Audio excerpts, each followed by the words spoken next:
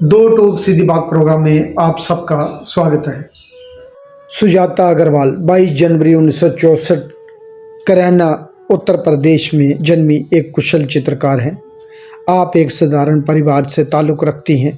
आप जी के वालिद साहब सरकारी महकमे में सिविल इंजीनियर ITI रुड़की में प्रोफेसर पद पर कार्यरत थे और माता श्री एक कुशल गृहिणी हैं।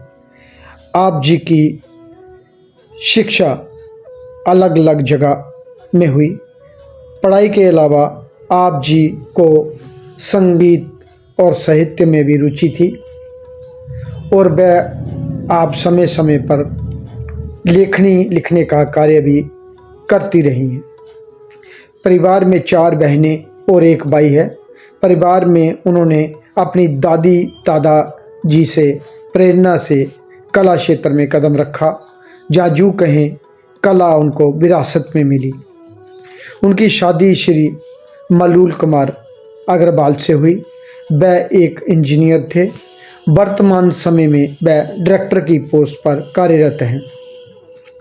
सुजाता अग्रवाल जी ने अपनी कला की पढ़ाई BA ऑनर्स पेंटिंग में रुड़की SD कॉलेज से की और उसके बाद MA पेंटिंग की डिग्री मेरठ RG कॉलेज से डिग्री हासिल की। आज वे अपना क्रिएटिव कार्य ललित कला अकेडमी रीजनल सेंटर गढ़ी में कर रही हैं।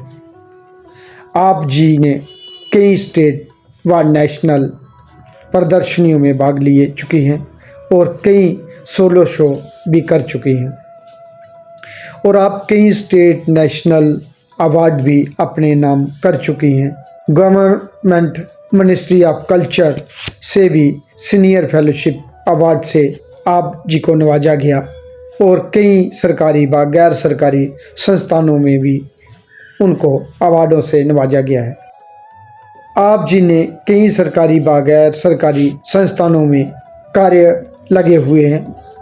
वह पिछले कई वर्षों से ललित कला अकेडमी रीजनल सेंटर गढ़ी में ही अपना कार्य कर रही हैं और वह मिनिएचर से प्रभावित है क्योंकि उनका शुरुआती दौर में इंडियन मिनिएचर का ही सब्जेक्ट था और जिस पे उन्होंने अपना BA और MA की डिग्री हासिल की। उनके कार्य में कलरों का एक महत्वपूर्ण योगदान रहता है। वह विभिन्न भिन्न कलरों से माध्यम से अपनी चित्रकला को निखारती हैं और कई तरह के कार्य वह करती हैं। नेचर से ही प्रभावित होकर वह नेचर के आसपास रहने वाली एलिमेंट को ही अपनी पेंटिंग का माध्यम बनाती हैं और आज वह लगातार गढ़ी ललित कला अकेडमी रीजनल सेंटर में ही अपना कार्य कर रहे हैं। सुजाता अग्रवाल जी बहुत ही सरल और खुशमिजाज नारी हैं और वह अपने कार्य से ही दूसरों का मन मोह लेती हैं। उनके कार्य में मधुरता, सुंदरता व लय और लचकीलापन और आड़ी तिरछी लाइनों का प्रयोग वह करती हैं। कई स्क्वायर, पिरामिड और गोलाकार आकृतियों को उकारती रहती हैं और अपने कैनवस पे वह लगातार कार्य करती रहती हैं। ओवरऑल उनकी पेंटिंग एक खूबसूरत डिज़ाइन के तौर पर उभर कर जब बाहर आती है तो वह दर्शकों का मन मोह लेती है। उनके द्वारा बनाए गए कई चित्र अलग अलग सीरीज में हैं। उन्होंने शुरुआती तौर तो इंडियन आर्ट से शुरू की, जिसमें पहाड़ी चित्रकला और बसोली चित्रकला की झलक नज़र आती थी। आज वह लगातार क्रिएटिव फील्ड में अपना क्रिएटिव कार्य कर रही हैं और देश विदेश में अपनी चित्रकला की प्रदर्शनियां भी कर रही हैं। सुजाता अग्रवाल जी अपना कार्य दिन दुगना और रात चुगनी करके अपना कार्य कर रही हैं और वह ललित कला अकेडमी रीजनल सेंटर में ही अपना लगातार कार्य कर रही हैं। सुजाता अग्रवाल जी ने कई संस्थानों के साथ भी अपना कार्य साझा किया है और वह संस्कारवादी की एक अच्छी कार्यकर्ता है। नमस्कार, आदाब, सत श्री अकाल। दो टूक सीधी बात प्रोग्राम लेकर एक बार मैं फिर आपकी खिदमत में हाजिर हूँ। जैसा कि आप जानते हैं, इस प्रोग्राम के बाफित हम आपकी मुलाकात करवाते हैं एक ऐसी शख्सियत के साथ जिन्होंने ज़िंदगी के किसी न किसी सूबे में एक ख़ास मुकाम हासिल किया है, एक अलग पहचान बनाई है। आज जिस शख्सियत को हमने इस प्रोग्राम में जन्नत दी है, उसका नाम किसी तारुफ का मोहताज नहीं है। कला की दुनिया में इनके नाम को सभी जानते हैं। आज हमारे साथ बेहद ही खास मेहमान, जानी मानी चित्रकार सुजाता अग्रवाल जी हमारे स्टूडियो में विराजमान हैं। नमस्कार। सबसे पहले आप बताइए सुजाता जी कि आपका जन्म कहाँ हुआ और उस वक्त आपके पारिवारिक माहौल कला के प्रति कैसा था? मेरा जन्म उत्तर प्रदेश के एक कस्बे में हुआ है, कैराना नाम का है, और वहीं से मैंने अपना जो चित्रकला की शुरुआत मेरे परिवार से ही हुई है। जबकि मेरे दादाजी एक व्यापारी थे और मेरे पापा रुड़की IIT से रिटायर हुए हैं, वो प्रोफेसर थे। लेकिन जब मैंने जन्म लिया, आंखें खोली, तो मेरी दादी अम्मा और मेरी मम्मी दोनों की दोनों चित्रकला में कुछ ना कुछ करती रहती थी और वहीं से मेरे को इंटरेस्ट डेवलप हो गया और मैंने तभी से पेंटिंग, या कहिए कि वही मेरे जीवन की चित्रकला की कला की शुरुआत रही है। जाने कि आपको विरासत में कला मिली और शुरुआत आपने वहीं से की। जी हाँ। तो आपको स्कूलिंग टाइम पे थोड़ा पीछे ले चलते हैं जी। आपके बचपन में जी। कि आपको कब लगा कि मुझे चित्रकार ही बनना है? जहाँ पहला चित्र जब आपने बनाया तो उस वक्त आपके कौन गुरु थे बचपन में? ऐसा है कि उस समय तो मुझे ये नहीं पता था कि कौन से फील्ड में जाना होगा, क्या करना होगा। लेकिन जब भी मैं अपने सब्जेक्ट्स में पढ़ाई करती थी, अध्ययन करती थी, तो सबसे ज़्यादा मार्क्स जो आते थे शुरू से चित्रकला में ही आते थे, आर्ट्स में ही आते थे। और मैंने 10th में भी मेरी डिस्टिंक्शन आई है, 12th में भी मेरी जो 80% से अबव आए हैं। क्योंकि उस समय लगता था, बताया जाता था कि आर्ट्स सब्जेक्ट्स में डिस्टिंक्शन लाना बहुत एक मुश्किल काम होता था। तो मेरी जो टीचर्स रहती थी और जो जब भी मैं काम करती थी तो बहुत ज़्यादा सराहती थी और मैं उतने ही लगन से वो काम करती थी, उतनी बारीकी से काम करती थी। और घर में भी मैं एक पुराना संदूक था, उस पे बैठ के कोई भी चित्र होता था उसको हूबहू उतारने की कोशिश करती थी शुरू से। तो ये कहिए कि पेंटिंग में बचपन से या शुरुआत से मुझे बहुत लगाव रहा है और उसी का परिणाम है कि मैं कुछ कुछ करते करते आपके सामने उपस्थित हो गई हूँ आज। तो आपको BFA आपने कहाँ से किया? हाँ, मैंने BA किया है, BA ऑनर्स किया है रुड़की SD कॉलेज से। और मास्टर भी? मास्टर्स मैंने किया है मेरठ RG कॉलेज से। उस वक्त आपके जो थीम था, आपका जो विषय था कार्य के ऊपर, हाँ, आप किस विषय को लेके ज़्यादा काम करते हैं, जरा उसके बारे में संक्षिप्त बताइए। ऐसा है कि जनरली हम लोग अपने जो हमारा पाठ्यक्रम होता है, या कहना चाहिए कि जो हमारा सब्जेक्ट्स रहते हैं, मैं उन्हीं के ऊपर काम करती रही हूँ। लेकिन जैसा कि मेरा ऑनर्स था तो वो मिनिएचर्स में था, और मिनिएचर्स में भी मैंने कुछ इस तरह की जैसे बसोली होना चाहिए और ये पहाड़ी पेंटिंग्स मेरा मेन सब्जेक्ट्स रहा था ऑनर्स में। तो वहाँ भी मुझे लगता था कि एक वुमेन जो रही है, मेरा एक मकसद रहा था कि वुमेन को ही हाईलाइट करना है। तो मेरी जो मिनिएचर्स की पेंटिंग्स रही थी उसमें भी मैंने वुमेन को ही लेके मेन पेंटिंग्स बनाई थी अपने बैचलर्स में। और उसके बाद मास्टर्स में मेरा क्रिएटिव कंपोजिशन था, तो उसमें भी मैंने वुमेन और नेचर को लेके, नेचर से मुझे बहुत प्यार है, तो दोनों चीज़ों को लेके मैं अपनी पेंटिंग्स को लेके चली हूँ काफ़ी आगे। माना जाता है कि गज़ल और गीत की श्रृंगार है नारियाँ।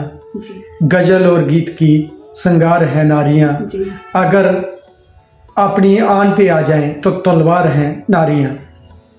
अगर अपनी आन पे आ जाएं तो तलवार हैं नारियाँ। यूँ तो नारी को कमज़ोर नहीं समझना चाहिए। नारी के हाथों में चूड़ियाँ देखकर उसे कमज़ोर नहीं समझना चाहिए। यूँ तो मैदान में हर वक्त जीत की बाजी लेके आई हैं नारियाँ। बिल्कुल ठीक कहा आपने। और इस समय तो ये हालत है कि नारी चाहे आप देख लीजिए कि चाहे किसी भी क्षेत्र में हो, उड़ान की क्षेत्र में हो, चित्रकला की क्षेत्र में हो, लेखन की क्षेत्र में हो, आईएएस अधिकारी हो, तो इस समय नारियां इतनी आगे जा चुकी हैं कि हर फील्ड में कंधे से कंधा मिला रही हैं, आगे पहुंच चुकी हैं। और मैं जो देखती हूं तो मेरे को तो कई बार जो हमारे गुरु कहिए या हमारे जो सीनियर आर्टिस्ट थे, तो वो मजाक ही बनाते थे कि आप तो मैं क्योंकि अग्रवाल हूँ, तो बनियों में लगता था कि बनियों में चित्रकला लेके कोई भी आर्टिस्ट बहुत कम बाहर आती है। तो मैंने जब अब एक मकसद से काम करना शुरू कर दिया है कि मेरा मकसद सिर्फ पेंटिंग में काम करना नहीं है, मेरा मकसद है कि मेरी चित्रकला से नारी जाति को और समाज को कोई एक डायरेक्शन मिले, और डायरेक्शन मेरी पेंटिंग्स के थ्रू जाए। जो भी मैं चित्रण करती हूँ उसमें मेरा मकसद होता है कि कलर थीम ऐसी हो कि जिससे दूसरों को प्लेजर मिले। और मेरा जो आजकल है कि हम लोग कितने अवसाद में, या कहिए कि बहुत कई बार ऐसा होता है कि हमें एक मेडिटेशन की ज़रूरत पड़ती है, तो मैंने उसी चीज़ को लेके उसका अध्ययन करके मैं अब अपनी पेंटिंग्स बना रही हूँ। उसमें योग चक्रास ये सब उनको सम्मिलित कर, ये आपके सब्जेक्ट मैटर है पेंटिंग। जी हाँ जी। सुजाता अग्रवाल जी, आपके जो चित्र होते हैं, जो पेंटिंग होती है आपकी, उसमें कौन कौन से माध्यम व तकनीक का इस्तेमाल करते हैं और कौन कौन से कलर व पद्धति में आप कार्य करते हैं, ज़रा उसके बारे में संक्षेप में बताइए। मैं वैसे सभी माध्यम में काम करती हूँ, और शुरू में मैं ऑयल में ज़्यादा काम करती थी, और मैं पेंसिल में भी काम करती हूँ। इस समय मेरा मेन माध्यम जो है एक्रिलिक है। एक्रिलिक में मैं डिफरेंट टेक्निक से काम करती हूँ, और उसी के थ्रू मैं अपनी बात रखना चाहती हूँ कि उसमें ये ज़रूरी नहीं कि मैं एक ही टेक्निक को लेके चलूँ। कभी टेक्सचर, डिफरेंट टाइप के टेक्सचर से काम करती हूँ, डिफरेंट कलर स्कीम को लेके चलती हूँ। तो उसमें मेरा रहता है कि मैं कई सारे एक्सपेरिमेंट के साथ काम करना चाहती हूँ, और काम करती हूँ, इसी एक्सपेरिमेंट को लेके ही काम करती हूँ मैं अपना। दोस्तों, कला चर्चा आगे बढ़ाने से पहले आइए एक नज़र डालते हैं सुजाता अग्रवाल जी के द्वारा बनाए गए चित्रों में। इस तरह सुजाता अग्रवाल जी ने कुदरत की गोद में बैठकर ही कुदरत के आसपास बिखरी चीज़ों को ही अपना पेंटिंग का माध्यम बनाया, और वह रंगों के उन प्रभावों को अच्छी तरह अपने कैनवस पर बिखेरने का कार्य किया। उनके शुरुआती पेंटिंग में मनेचर का प्रभाव जरूर रहा है, और आहिस्ता आहिस्ता उस प्रभाव से वह बाहर आकर अपने रंगों की एक पद्धति बनाई, और उसी को लेकर अपना कार्य कर रहे हैं। उनका ज़्यादातर सब्जेक्ट मैटर रहता है योगा, मेडिटेशन, और ज़िंदगी भर की जो रोज़ की एक्टिविटियां होती हैं उनको वह दर्शाने का अपने कैनवस पर प्रयत्न करती रहती हैं। सुजाता अग्रवाल जी ने कई कलरफुल व आड़ी तिरछी लाइनों का भी अपने कार्य में प्रयोग किया, और कई धार्मिक चित्रों को भी उन्होंने अपने कैनवस पर उकेरा। चाहे प्रदर्शनी हो या फिर अवार्ड, वह उन्होंने अपने नाम लगातार करती रही हैं और प्रदर्शनियों में भी लगातार भाग लेती रही हैं। संस्कार भारती हो या फिर प्रसार भारती, वह अपनी महत्वपूर्ण भूमिका उनमें भी निभाती हैं और एक कलाकार के नाते कला का सहयोग उनमें करती हैं। समय समय पर वह चित्रकारी हो या फिर अपनी लेखनी लेख या फिर कहीं कला की डिबेट हो, वे अक्सर भाग लेती नजर आती हैं। सुजाता अग्रवाल जी ने दुनिया भर का भ्रमण किया और अलग अलग जगहों पे कला की प्रदर्शनियां भी लगाई और कई वर्कशॉपें व कैंप व सिंपोजियम में वे लगातार नज़र आती रहती हैं। चाहे सीनियर कलाकार हों या फिर जूनियर कलाकार, उन सबको अपनी कला का सहयोग वह करती रहती हैं और अपना कार्य हमेशा करती रहती हैं। सुजाता अग्रवाल जी, अब तक आपकी कहाँ कहाँ प्रदर्शनियाँ लगी, जरा उनके बारे में संक्षेप में बताइए। देखिए, मेरा जो प्रथम पहला सोलो शो हुआ था वो लोकायुक्त आर्ट गैलरी में हुआ था। उसके बाद मेरा ICCR में हुआ है और इंडिया हैबिटेट सेंटर में हो चुका है, ललित कला एकेडमी में हो चुका है, IFX में मेरे 2 शो हो चुके हैं। कुल मिला के मेरे 7 सोलो शो हो चुके हैं और मेरे ख्याल से मैंने अभी गिने तो नहीं है, 100 के करीब 90 to 100 ग्रुप शोज़ हो चुके हैं। और उसके अलावा भी मेरी कई जगह पे काम डिस्प्ले होते रहते हैं, तो ये सब चलता रहता है। पहला पड़ाव मेरा लोकायुक्त आर्ट गैलरी था। अभी शुरुआत आपने वहीं से की। सुजाता अग्रवाल जी, अब तक आपके कौन कौन से अवार्ड व स्कॉलरशिप या फेलोशिप आपको मिले, जरा संक्षिप्त में उनके बारे में भी बताइए। ऐसा है, अवार्ड तो मेरे को बचपन से मिले हैं और मैं जब 12th में थी तो मुझे पूरे डिस्ट्रिक्ट लेवल पे गोल्ड मेडल मिला था और उसी की जो कहिए एक अंदर जो चेतना जागी थी उसी गोल्ड मेडल से जागी थी और आज तक के लगता है कि उसने एक एनर्जी मेरे अंदर फूंक दी थी। और उसके बाद अवार्ड का तो चलता रहता है, लेकिन मेरे को जो मिला था 2008 में सीनियर फेलोशिप मिली थी CCRD से, मिनिस्ट्री ऑफ कल्चर से। और उसके बाद मैंने पोस्ट ग्रेजुएट डिप्लोमा किया Indira Gandhi national centre of arts से और उसमें मेरे को बहुत अच्छे ग्रेड से पास किया। और मेरा जो पेंटिंग का कलेक्शन है काफ़ी गवर्नमेंट और प्राइवेट गैलरीज के पास भी है, ललित कला academy, national gallery of modern art और ये Indira Gandhi national centre of arts. तो इन सभी इंस्टीट्यूट्स में, इन सभी ऑर्गेनाइजेशंस में मेरी पेंटिंग के कलेक्शंस हैं। सुजाता अग्रवाल जी, आपको क्या लगता है कि ललित कला एकेडमी में आप काफ़ी अरसे से इधर ही कार्य कर रही हैं जी, और लगातार आप अपना काम किए जा रही हैं, तो इधर क्या क्या और बेहतर बनाने के लिए इसको क्या क्या एक्टिविटियां होनी चाहिए, जहाँ आपके क्या सुझाव हैं इसको बेहतरी के लिए? ललित कला एकेडमी हमारे देश का एक इतना बड़ा इंस्टीट्यूट है और कहना चाहिए एक कलाकारों के लिए एक ऐसी जगह है कि जहाँ पर आकर हमें लगता है कि हमारी कला को और बेहतर बनाने के लिए सरकार को कुछ प्रयास तो करने चाहिए। और जो वुमेन आर्टिस्ट होती है, महिला कलाकार होती है, वो अपना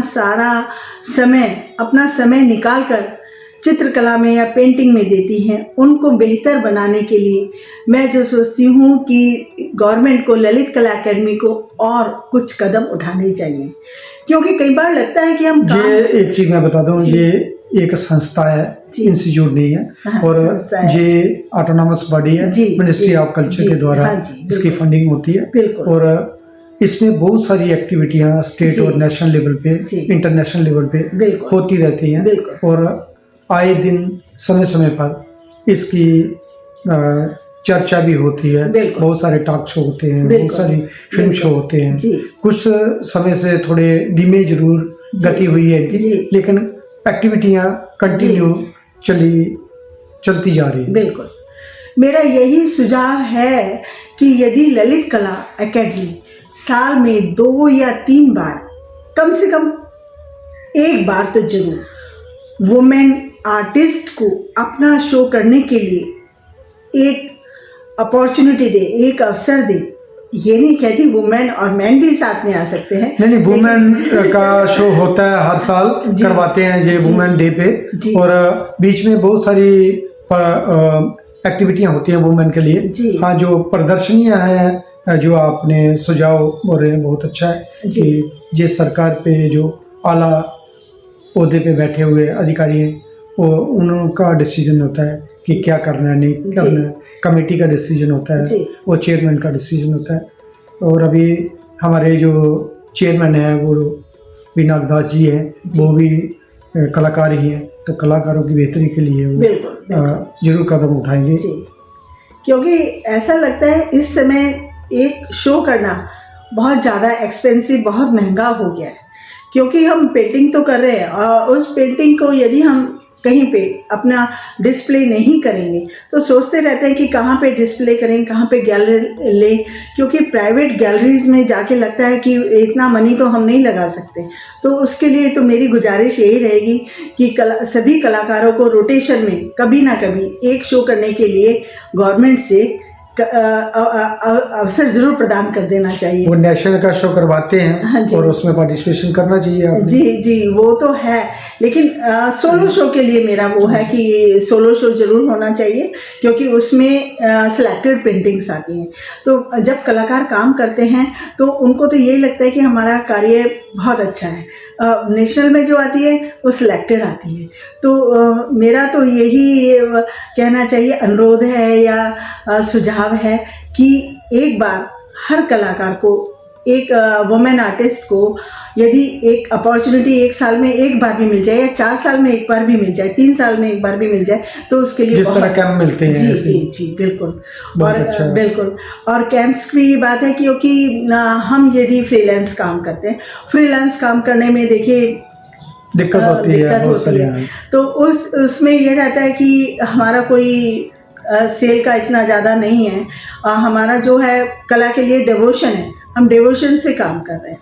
तो उसमें लगता है कि यदि सभी कलाकारों को, और उसमें फिर मैं वही कहूँगी कि महिला कलाकारों को थोड़ा सा उत्साह भी बन जाता है और आगे बढ़ने की जो होती है, एक अंदर से फीलिंग आती है कि हाँ हमने काम किया है, तो और हम जो काम आगे बढ़ने का मौका मिलेगा। यदि कैंप्स और सेमिनार बैठी हैं वो भी निकल के बाहर आएंगे और कार्य करेंगे। बिल्कुल सही है। और क्योंकि कई बार ऐसा मैंने देखा भी है कि हमें कुछ नहीं मिल रहा और हम ये काम बंद कर देंगे या कुछ कर देंगे। और अच्छे कलाकार हैं ऐसे कि जो नहीं कर पा रहे काम फाइनेंशियली या पैसे की दिक्कत की वजह से।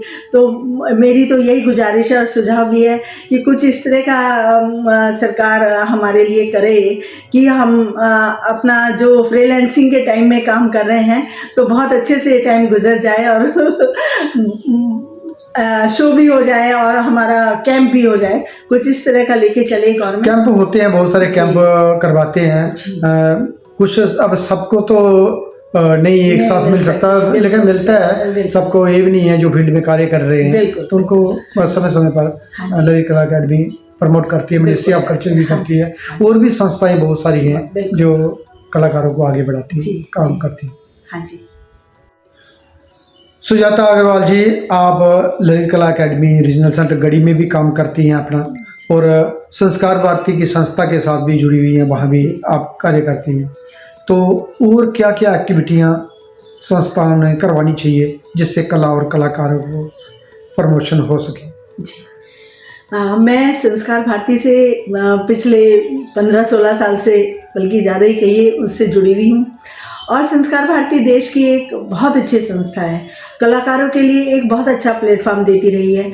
और मैंने भी सोचे कि जब 20 साल से के करीब से जुड़ी हुई हूँ, तो कब से मैंने काम करना शुरू किया होगा संस्कार भारती में। और संस्कार भारती में अब तो खैर एक बहुत बड़ी अच्छा वहाँ पे बिल्डिंग बन गई है, बहुत अच्छी वहाँ पे गैलरी बन गई है।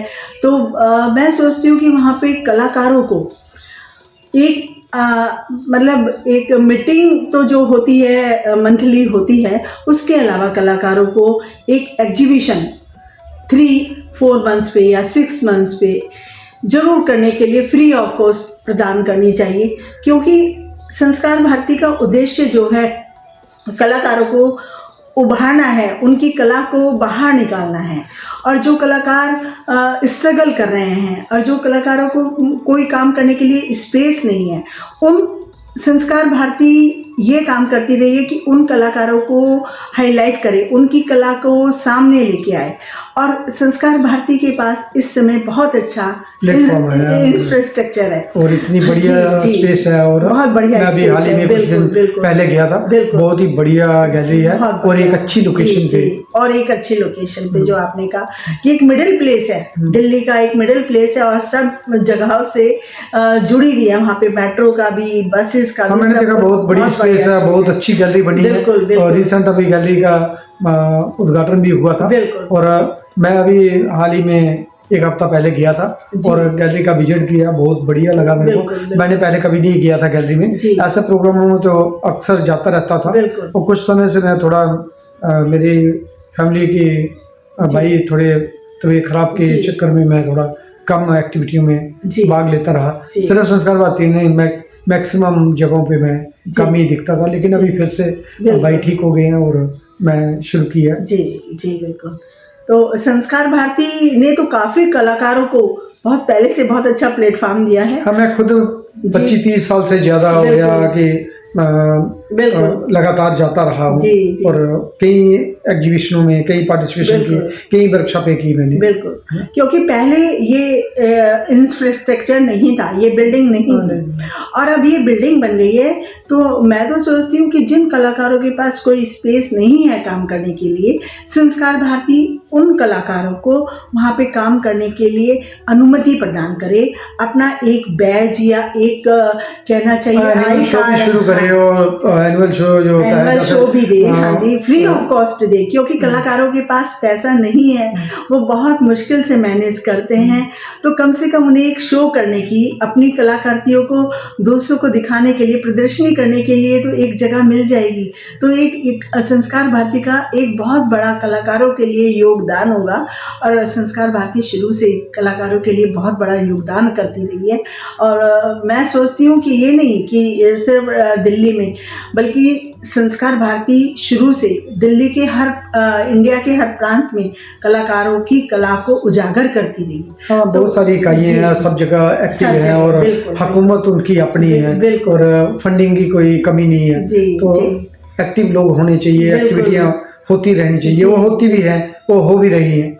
तो वही है कि सभी कलाकारों को, ये नहीं कि कुछ ही कलाकारों को जो जुड़े हुए हैं या जुड़ गए हैं, मैं तो ये सोचती हूँ कि सभी कलाकार जो कला से जुड़े हुए हैं उनको वन बाय वन करके मौका मिलना चाहिए। क्योंकि हर कलाकार के पास ये कैपेबिलिटी नहीं है कि वो कहीं पे जाके गैलरी बुक कराए। कई लोगों के पास तो काम करने के लिए स्पेस नहीं होता है। तो कुछ इस तरह का हो जाए कि वो वहाँ पे जाके अपना काम करे। क्योंकि जिसके पास जब टाइम होगा वो कभी जा सकता है। ऐसे दिन के 2-3 घंटे बना दिए जाएं कि कलाकार के पास हफ्ते में 2 दिन टाइम है तो वो जाके वहाँ पे काम कर ले, स्केच कर ले। कई अच्छे कलाकार हैं जो बहुत स्ट्रगल कर रहे हैं, बहुत स्ट्रगल कर रहे हैं। तो संस्कार भारती शुरू से कलाकारों को हर तरह से सपोर्ट करती रही है। तो एक जो सपोर्ट संस्कार भारती करती है, तो मैं चाहती हूँ कि वो चलता रहे, बहुत अच्छे पैमाने पे चले और सब कलाकारों की कला निखर के सामने आती रहे। सुजाता जी, आपने अलग अलग जगह प्रदर्शनियां भी की, अलग अलग स्टेटों के भ्रमण भी किए और कई जगहों पे आपने अपने कार्य लगाए भी। तो इसके अलावा आपको क्या लगता है कि और क्या करना चाहिए, जहाँ आप आगे क्या करना चाहती हैं, जरा उसके बारे में बताइए। आपने बिल्कुल ठीक कहा कि अभी क्योंकि मैं अब काफ़ी सालों से काम कर रही हूँ, तो मेरे साथ कुछ कलाकार ऐसे भी हैं जो हाथ से एम्ब्रॉयडरी कर रहे हैं। कुछ कलाकार अभी मेरे को national gallery of modern art में 2 साल पहले मिली थी एक लेडी, तो हैंड से साड़ी पेंट करती हैं। और अभी उन्होंने मेरे पास इमेजेस भेजी कि वो मालाएं भी बना रही हैं, बीड से डिफरेंट तरह के काम कर रही हैं।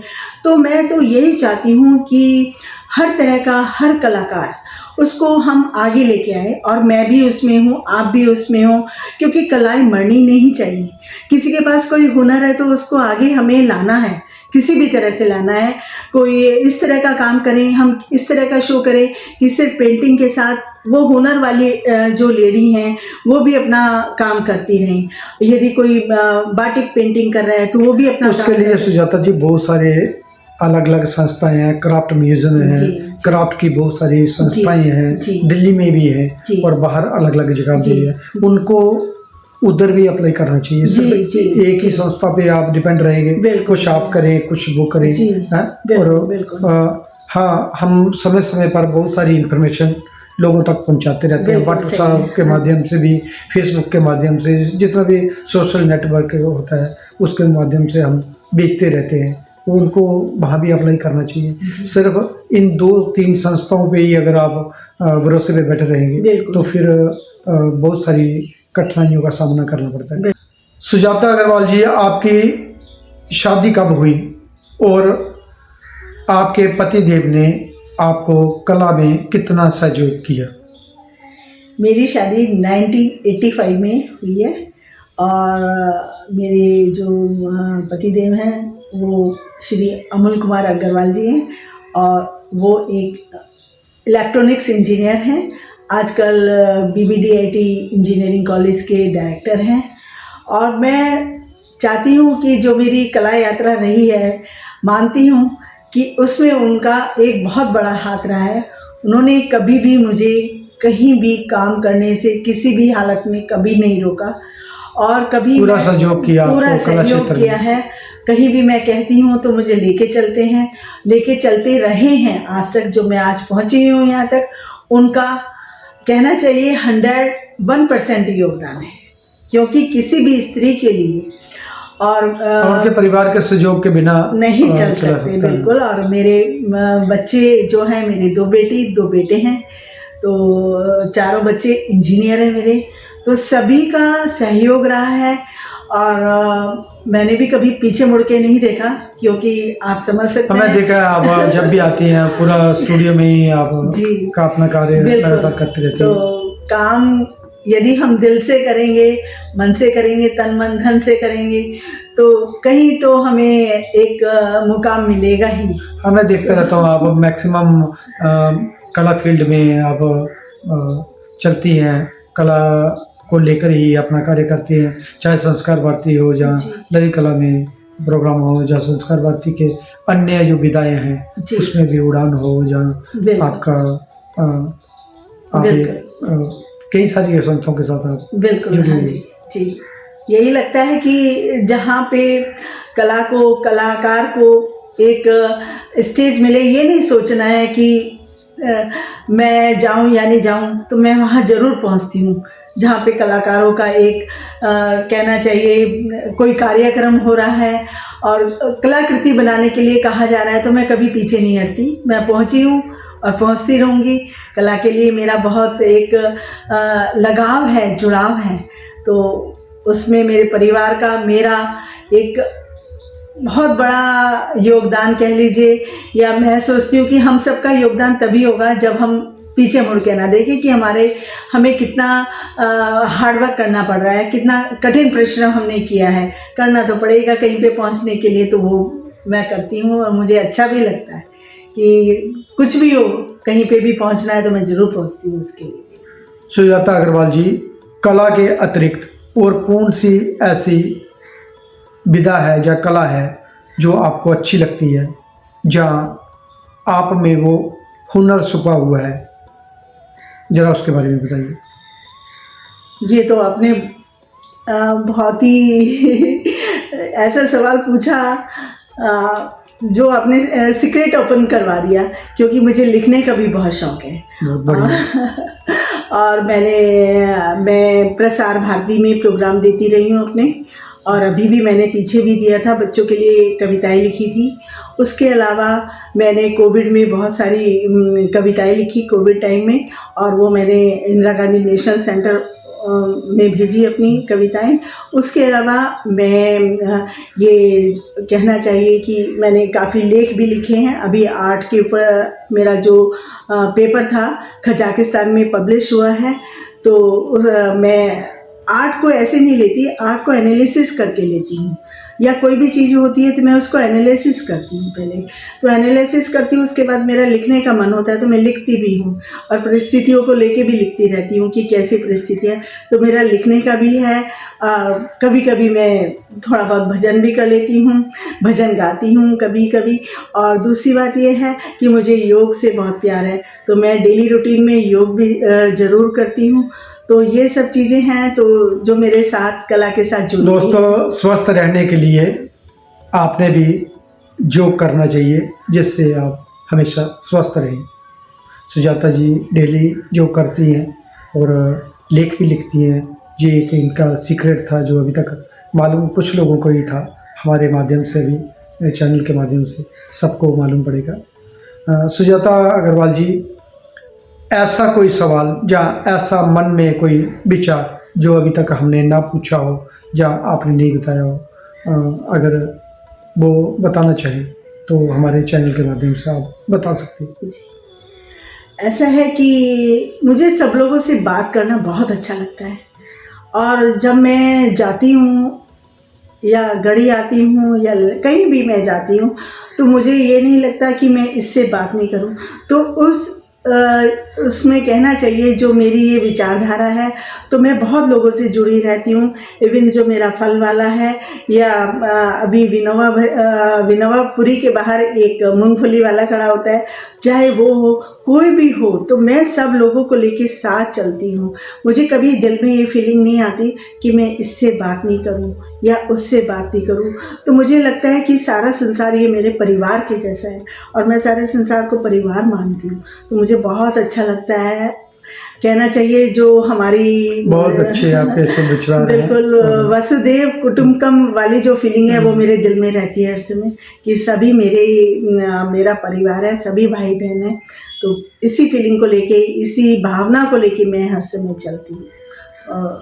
सुजाता अग्रवाल जी, एक आखिरी सवाल कि जो हमारे दूर दराज इलाकों में कलाकार भाई बैठे हैं जी या कला प्रेमी हैं, जी उनको आप अपनी कला के माध्यम से क्या संदेश देना चाहिए कि वो टिक के फील्ड में कार्य कर सकें? जी, ऐसा है, ये तो मैंने आपको पहले ही बताया कि मेरा जन्म एक बहुत छोटे कस्बे में हुआ था, और वहाँ से मेरी कला यात्रा शुरू हुई थी। तो आज हम किसी भी छोटी जगह पे काम करते हैं तो हमें ये नहीं सोचना चाहिए कि हम यहाँ पे हैं और हम बाहर नहीं निकलेंगे, या हमारी कला को कोई नहीं सराहना करता। सोशल मीडिया है, नेटवर्क है, इंटरनेट है, बिल्कुल, कहीं भी काम करें, और कहीं भी काम करें तो अब तो बहुत आसान हो गया है, सबसे जुड़ना बहुत आसान हो गया है। और सभी कलाकारों से मेरा तो निवेदन है, आप काम करिए, और जो संस्थाएं उनको अपना काम भेजिए, और जिससे आपको बात करना अच्छा लगे उनसे बात करिए, क्योंकि हम एक दूसरे से बात करके ही अपनी कला को एक दूसरे के सामने ला सकते हैं, बैठ के काम कर सकते हैं। और मेरा तो ये भी मानना है कि हम जब काम करते हैं, हमारे काम में जो कमियां होती हैं, यदि हमारे साथी कलाकार या हमारे जो भी कला को देखने वाले हैं, क्योंकि मैं भी ऐसे ही काम करती रही हूँ और बहुत अच्छा लगता रहा है कि जब भी कोई ये बताता है कि इसमें आप ये कर लीजिए, तो मुझे कभी बुरा नहीं लगता, बहुत अच्छा लगता है, क्योंकि उस चीज़ को दूर करके कोई नई चीज़ निकल के सामने आती है। तो यही मेरी गुजारिश है कि जो दूर प्रांत में बैठे हैं तो कभी ना सोचे कि हम दूर हैं, वो हमारे बिल्कुल पास हैं। और कला की दुनिया एक छोटी सी है, बहुत सब छोटी कहीं सी भी मिल दुनिया सकते है और हैं। कहीं भी मिल सकते हैं। अब आपको बता भी दिया है, संस्कार भारती है, ललित कला अकेडमी है, उसके अलावा भी कई सारी संस्थाएं बहुत हैं, सारी चीज़ें हैं, सरकारी और व आप गैर सरकारी, जो नेट- कलाकारों बिल्कुल, दोनों को बिल्कुल। प्रमोट करती हैं। जी, नेट पे भी आप सर्च करके देख सकते हैं, जुड़ सकते हैं। धन्यवाद सुजाता अग्रवाल जी, आप हमारे स्टूडियो में आए, आपसे बातचीत हुई, आपके बारे में जाना, आपकी कला के बारे में जाना, और बहुत बहुत धन्यवाद। बहुत बहुत धन्यवाद आपका। धन्यवाद दोस्तों, अगली बार हम फिर मिलेंगे किसी नई कड़ी में नए कलाकार के साथ। तब तक देवीदास खत्री को दे इजाजत। जय हिंद, वंदे मातरम।